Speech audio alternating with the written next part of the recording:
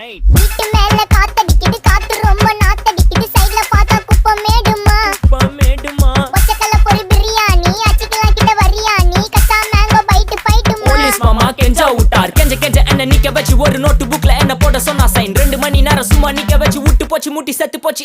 போக சொன்னா என்ன சரி போட்டா வேணா, தப்பு நான் தான் பண்ண ஒத்துக்குன பின்ன வண்டி ஏத்த முன்ன 2 மணிக்குள்ள ஸ்டுடியோ வந்துட்டு பிராக்டிஸ் பண்ணலாம் சொன்ன ஃப்ரெண்ட் கிட்ட எக்ஸ்பிளைன் பண்ண.